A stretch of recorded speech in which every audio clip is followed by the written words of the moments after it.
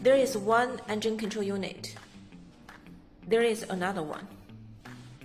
We can see that they are very similar in appearance, and also ECU tab and Bosch number. Actually, this one is N13 engine control unit. This one is N20 engine control unit. So how to distinguish them? The obvious one is to turn it over.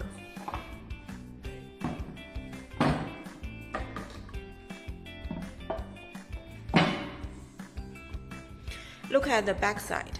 If it's all straps, which is N13 ECU. If mixed straps and planes, which is N20 ECU. Another easy way to distinguish is to check out the front side.